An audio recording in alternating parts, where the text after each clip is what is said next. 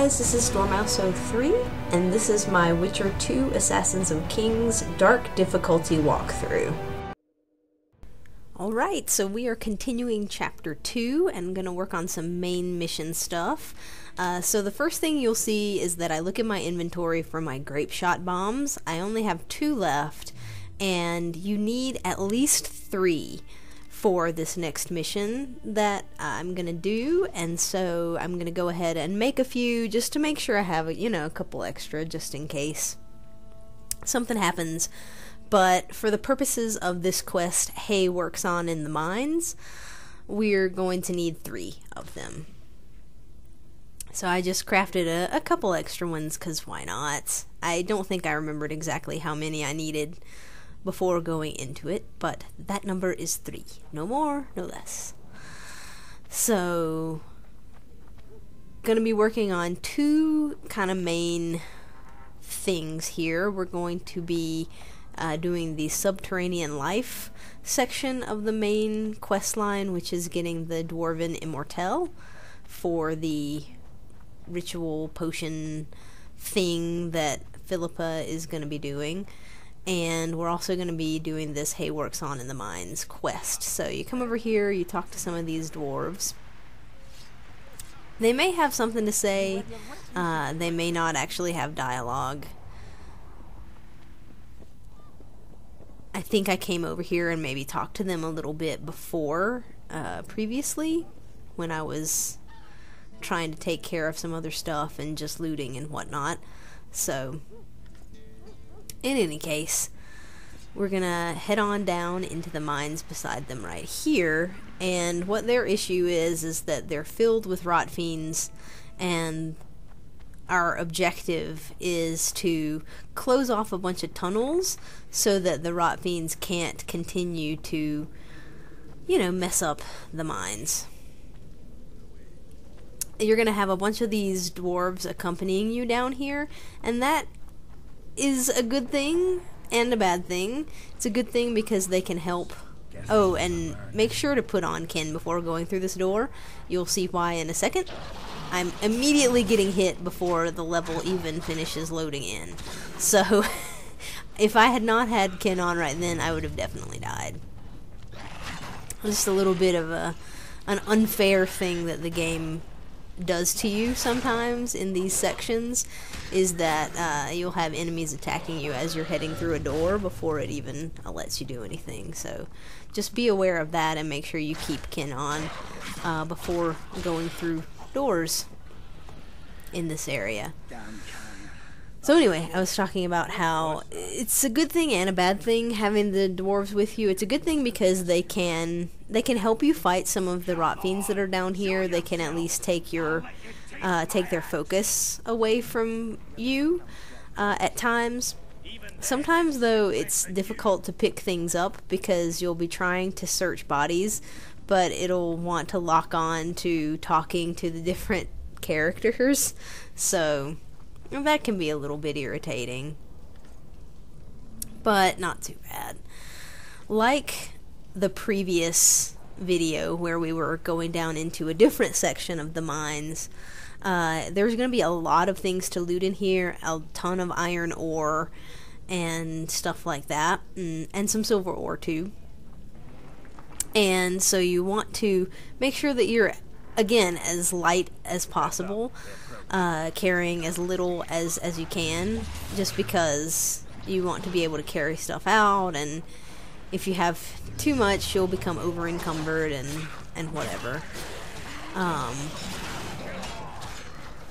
So you just want to make sure that you're maximizing your potential for carrying things out that you can sell and use for crafting and all that good stuff.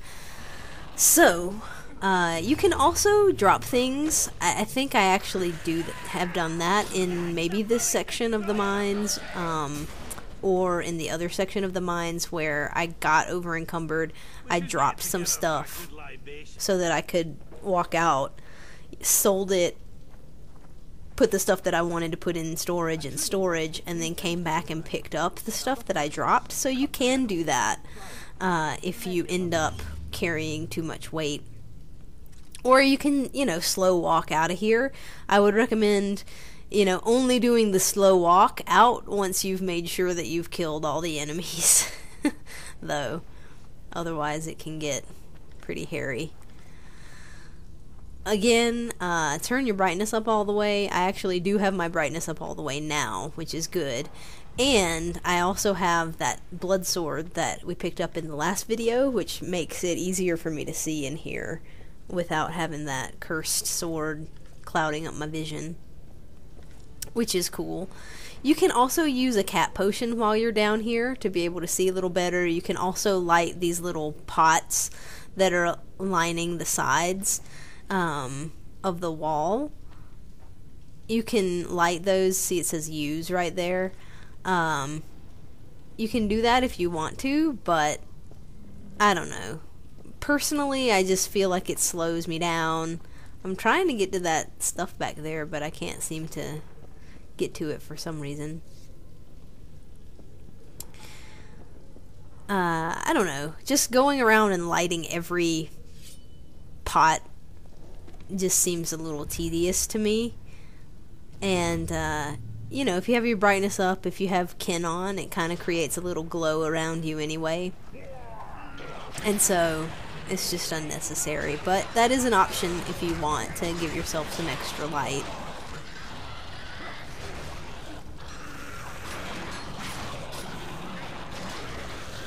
Again, the rot fiends explode once you've killed them, and they do a little bit of damage, and you'll see some of them have turned green. That it does a little like status effect for a while where I think you're poisoned or something.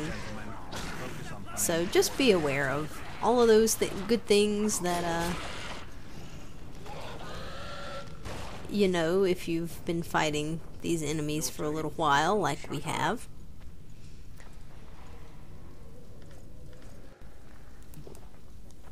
So picking up all the stuff that falls off of their corpses. Stuff that falls off of their corpses.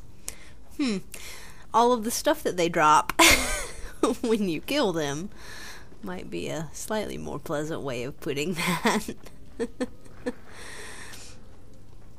But anyway, you want to pick up all the stuff because again, we're going to be needing a lot of money in order to craft the next set of armor and weapons that we're going to want to get.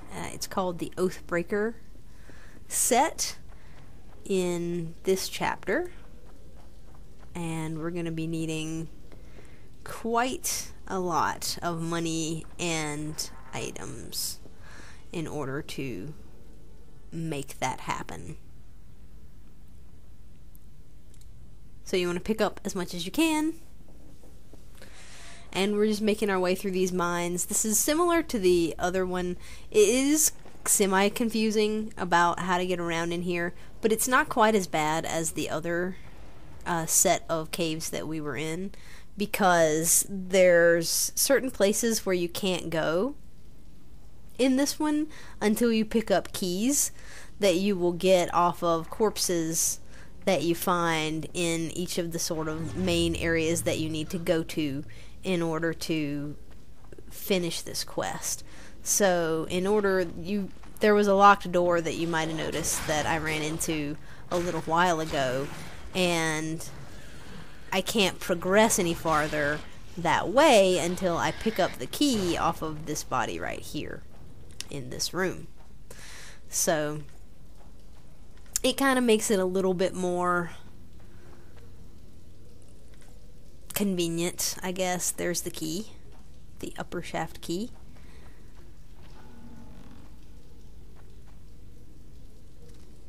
Makes it a little bit less confusing about where to go. You don't have as many options.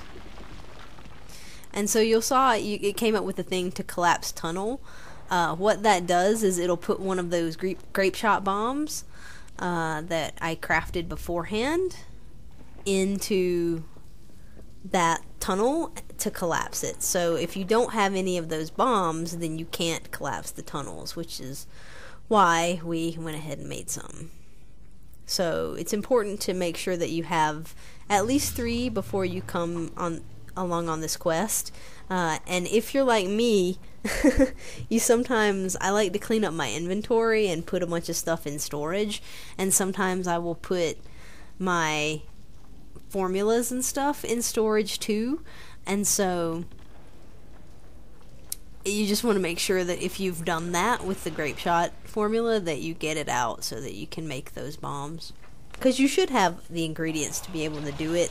I think they're pretty common ingredients that you'll just pick up from, you know, flowers and things that are laying around the areas.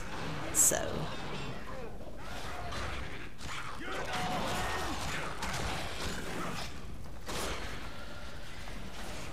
there are a lot of rot fiends in here, and this is where it's really convenient that you have these companions with you if they don't get in your way when you're trying to roll away from the exploding rot fiends. Because they did take a huge amount of the focus off of Geralt just then, you know, so that I could manage to get around and throw Ken back on and clean them up.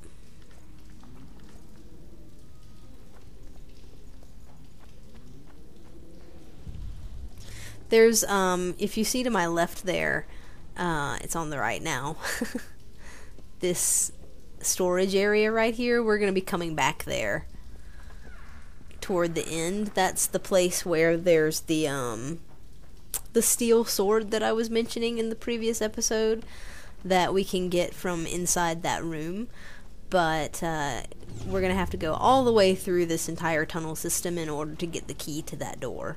So just keep that in mind. I'll be, you know, talking about it again when the time comes, but that is where that sword is that I was talking about, that we're going to pick up so that we have a non-cursed steel sword and silver sword to work with.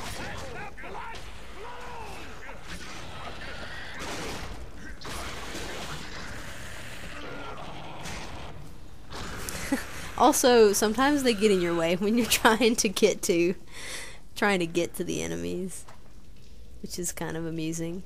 I also love how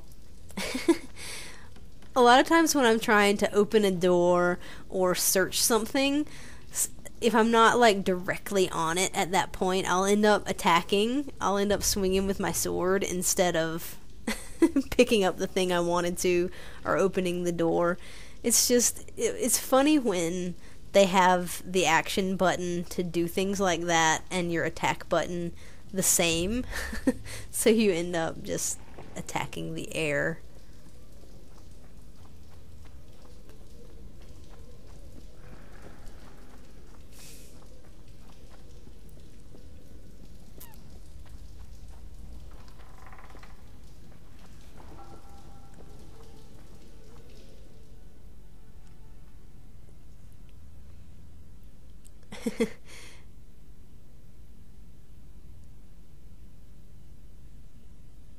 Checking my map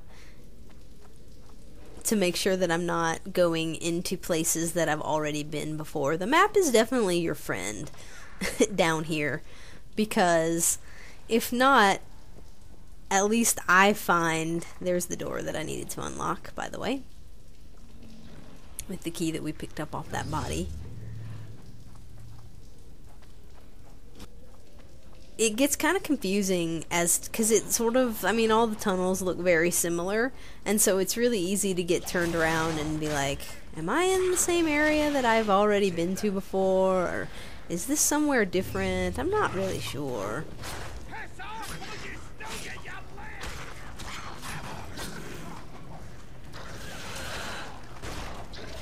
That rot fiend just came out of nowhere, didn't he? I'm sitting here going, well, that's all the rot fiends dead, and then all of a sudden he's like just leaping on me from the side.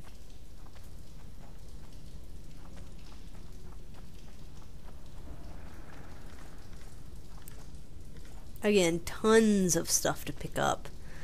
It's just, this game is a looter's dream, because there's so much stuff to pick up, and pretty much all of it is useful.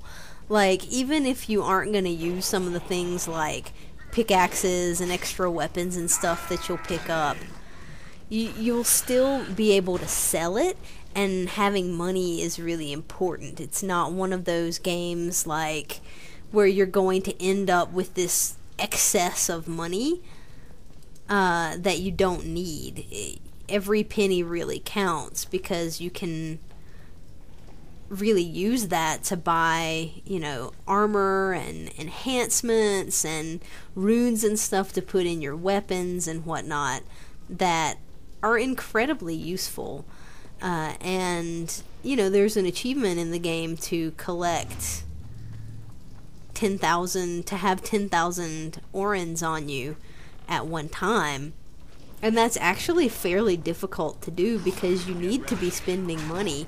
You know, you have achievements like that in some games, and it's just laughable because, you know, with something like Skyrim or whatever, if you are a compulsive looter like I am, you know, you're always pushing your encumbrance level. You're always running around with a bunch of stuff that you've looted that you're going to go sell, and you end up being so rich so quickly that, you know, something like collect 10,000 gold or 10,000 coins is almost laughable, because you have that within a few hours if you're, you know, searching stuff and looting things and selling a bunch of stuff off. But in this game, not so, because you're really, yes, you can sell stuff and get money. Here's the second tunnel that you need to collapse, by the way. Same deal. Select A to collapse the tunnel. It places one of your grape shot bombs in there, and you're good. But with this game, the looting system, it's beautiful because you're using a lot of that stuff, right? Like, so you don't want to get rid of a lot of the things like ore and, you know, even stuff like twine and cloth and leather. You're consistently wanting to be upgrading your armor and weapons and stuff. I mean, it's possible to run through the game without upgrades, I'm sure. But it just makes it so much better to continue to upgrade your items. And you need to have money and materials to be able to do that. So it's a pretty cool system, I think, where pretty much anything that you pick up is useful. You know, you don't really have things like, you know, like Oblivion, where I have a spoon collection or something, where they have those items that just really aren't useful. Even to sell, right? Like a bunch of stuff that just takes up inventory space that you don't really get much money for, and you don't need it anyway, so why carry it around, and things like that. It's very cool. I appreciate a nice loot system in an RPG.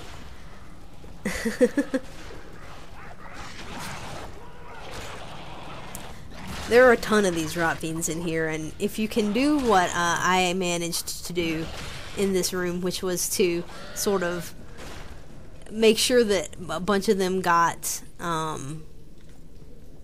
separated, you know, and held back down that one side there because the dwarves were fighting them, that's actually really good, because you don't want to get surrounded by them, and by having one portion of them sort of quartered off like that because my companions were blocking the way, ended up working out very well.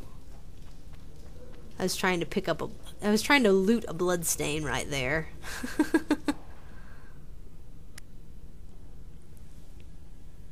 So this is sort of the last area over here. I leveled up during that fight, and so I'm going to want to throw my point into something. And I'm going to put it, I believe, into this magical vigor thing to go ahead and get me... I think this is the last vigor upgrade that you'll get. I think it maxes out at 6.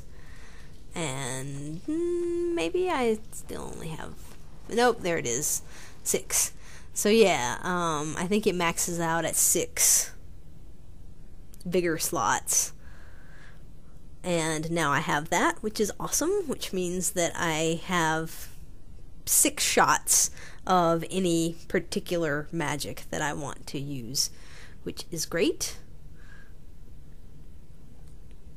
Because you'll find in some of the battles, you start to run out pretty quickly if you're fighting a bunch of enemies and whatnot.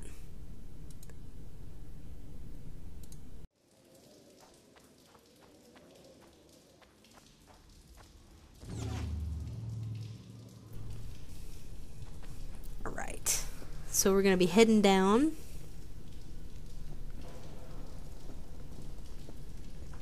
Into the last little section here. And similar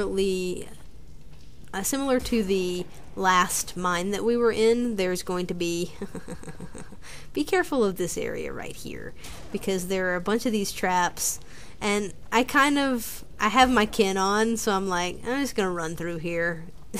Screw trying to walk around all these traps and disarm them all and whatever, but I don't think they do very much damage to you anyway. I mean, obviously my kin hasn't even disappeared yet, but just be aware that there are a bunch of them sort of in your way as you're heading into the next little area. But I was saying, similarly to the last mine section that we were in, there are a lot of these little butts down here. There's going to be a Bulvor at the end, so you don't want to get surprised by him. I think there's a Bulvor and some Rot Fiends that you're going to be up against. Coming up here soon. So the reason that I'm coming in here, this is kind of an optional area. I think I armed that trap again because I'm an idiot.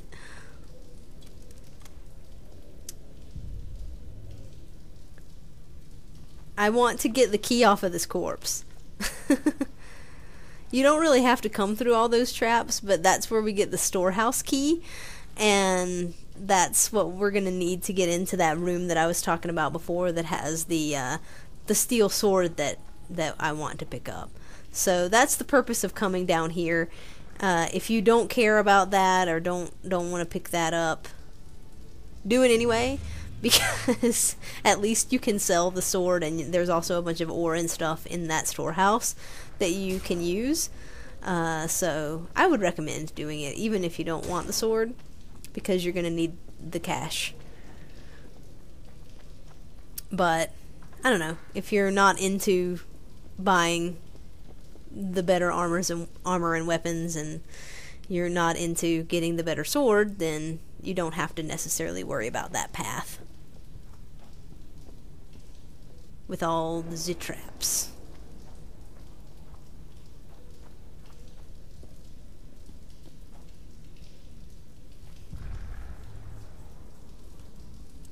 And you'll see that this is the last area that we need to go to collapse the last tunnel, but we didn't pick up the key to this particular area. So it was actually from that room where we fought the bunch of Rot Fiends. It was the other direction where we did not go. So here it is. You want to make a right. And down this way is going to be where you're going to find your key that you need to get into that last area. There it is on the map for easier reference.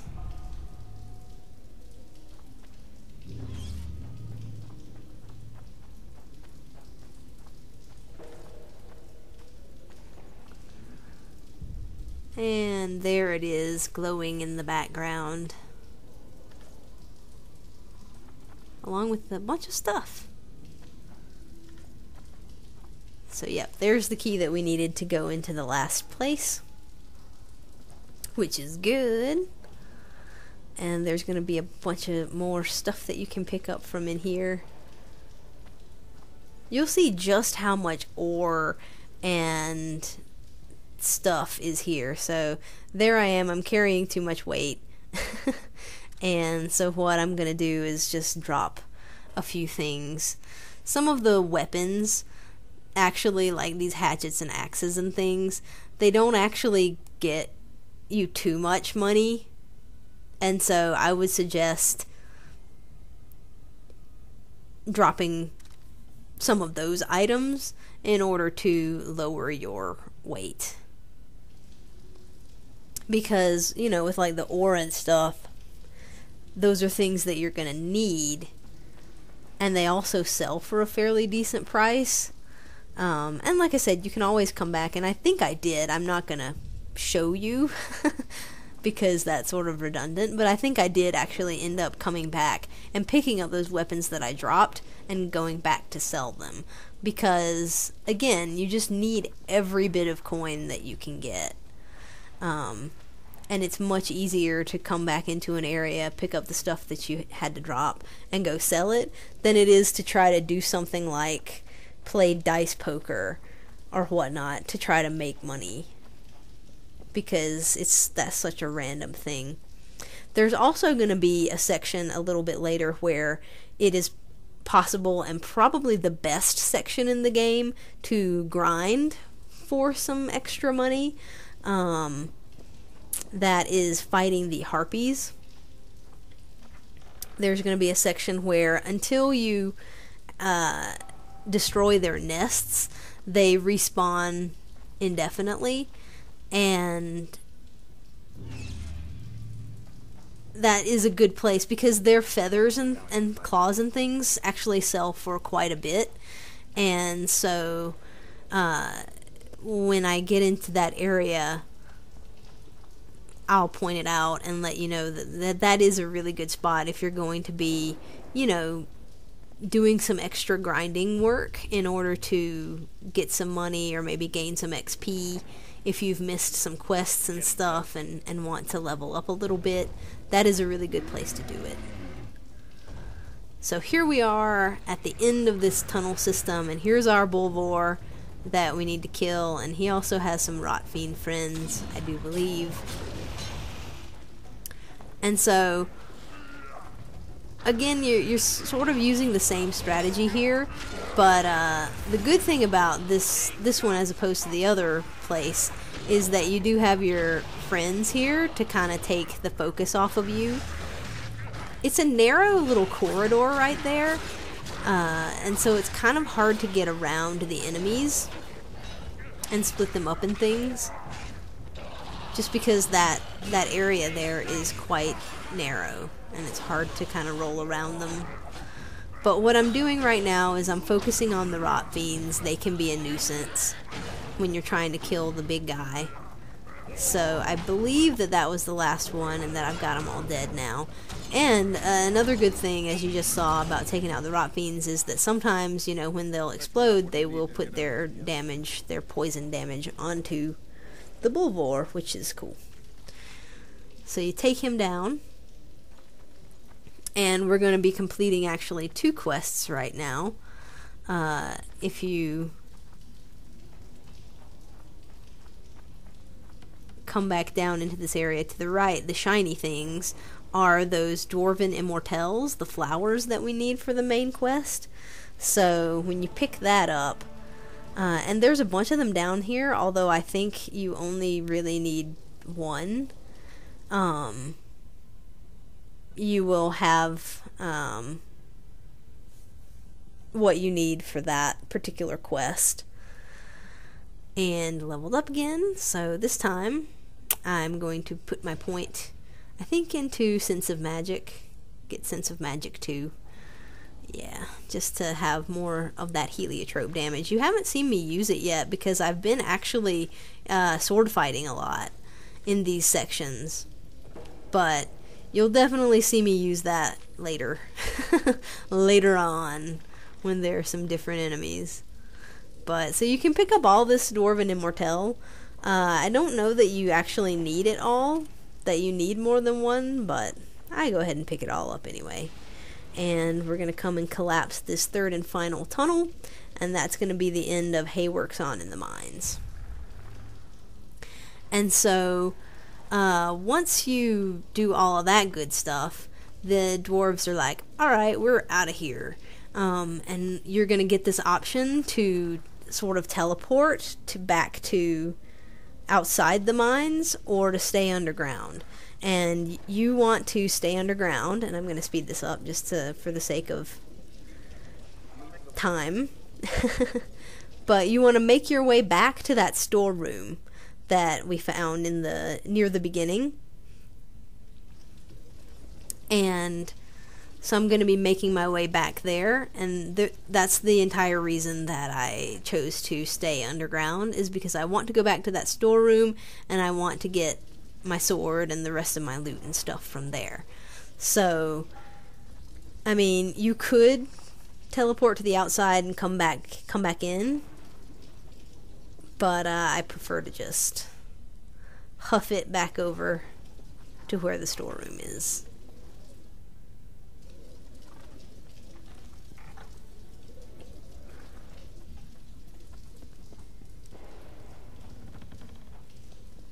And it's going to be down to the left over here. We're going to come through these doors and claim our loot. And probably get over encumbered again, because there's a lot of stuff in this storeroom, hence why, you know, it's called a storeroom. So we use our key that we picked up from the trap room. And you'll see there's a ton of iron ore in here. And I'm over encumbered, no surprise. And there it is in that chest right there, the robust sword of Dalbathana. And you'll see a sort of stats comparison here. So you'll see that it does a little bit more damage. It doesn't have the damage bonus on signs and stuff though. So in general, I think it's not as good of a sword as the one that I'm using from the Cursed Weapons set. Like it's all over. But it's a good alternate option, especially if you're, you know, using that new blood sword, so that you don't accidentally pull out your steel sword and have that curse damage. In any case, it's an option for you all the same. And we're gonna go talk to Cecil in his house up here. It's just right above the mines, which is convenient.